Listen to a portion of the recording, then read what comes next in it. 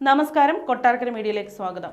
Malappuram Areekode football ടൂർണമെന്റിനിടെ കാണികൾ വളഞ്ഞിട്ട് മർദ്ദിച്ച സംഭവത്തിൽ വിദേശ താരം ജില്ലാ പോലീസ് മേധാവിക്ക് പരാതി നൽകി.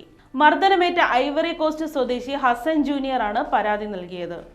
കാണികൾ വംശീയാധിക്ഷേപം നടത്തുന്നതായും പരാതിയിലുണ്ട്.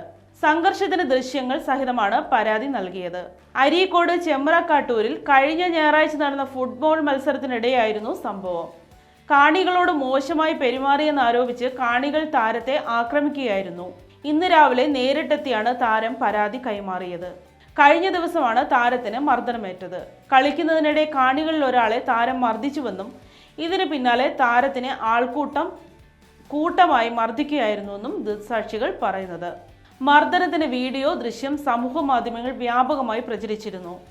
ഐവറി കോസ്റ്റ് കളിക്കാരനെ വംശീയമായി അധിക്ഷേപിക്കുകയും ക്രൂരമായ മർദ്ദനത്തിനിരയാക്കുകയും ചെയ്തവർക്ക് പരമാവധി ശിക്ഷ ഉറപ്പാക്കുമെന്ന് ജില്ലാ പോലീസ് മേധാവി പറഞ്ഞു. കൂടാതെ അന്വേഷണത്തിനായി അരീക്കോട് പോലീസ് സ്റ്റേഷനിൽ പ്രത്യേക സെൽ രൂപീകരിക്കുകയും ചെയ്തിട്ടുണ്ട്.